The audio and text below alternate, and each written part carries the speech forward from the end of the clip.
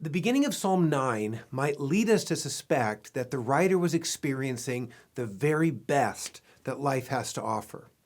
For a man to give thanks to the Lord with his whole heart, he must be in the midst of a happy season, right? Not at all. David later prays for God's grace. He pleads in verse 13, "See my affliction from those who hate me." David has been to the gates of hell. He feels needy and poor.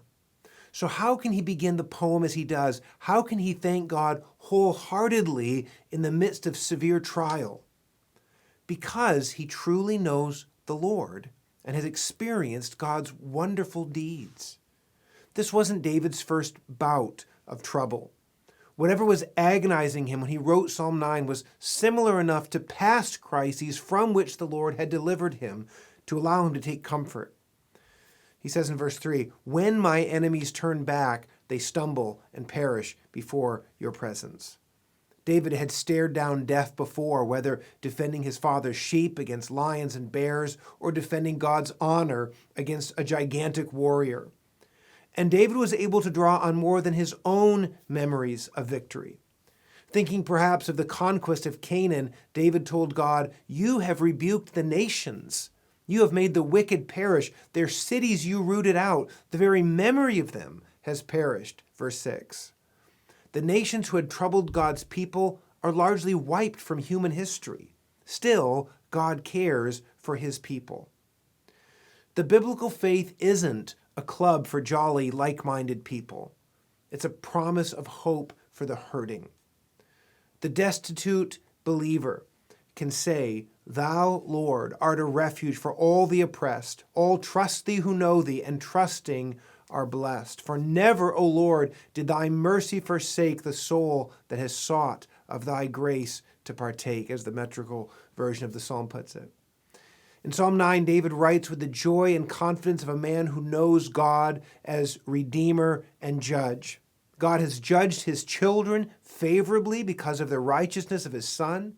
He has become a refuge for the oppressed. He will defeat our enemies. And so he is worthy, even right now, of our wholehearted praise and the spreading of his fame by his children.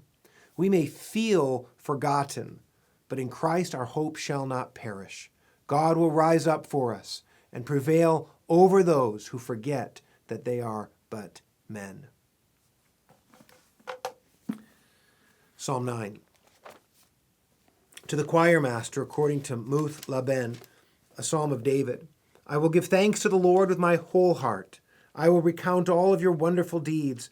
I will be glad and exult in you. I will sing praise to your name, O Most High. When my enemies turn back, they stumble and perish before your presence. For you have maintained my just cause.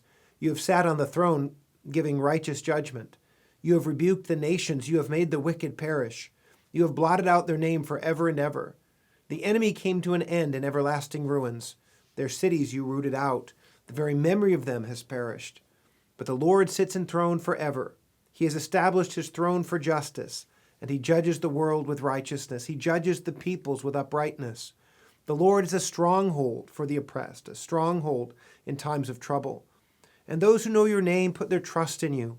For you, O Lord, have not forgotten those who seek you. Sing praises to the Lord who sits enthroned in Zion. Tell among the peoples his deeds. For he who avenges blood is mindful of them. He does not forget the cry of the afflicted. Be gracious to me, O Lord. See my affliction from those who hate me. O you who lift me up from the gates of death, that I may recount all your praise, that in the gates of the daughter of Zion I may rejoice in your salvation. The nations have sunk in the pit that they have made. In the net that they hid, their own foot has been caught.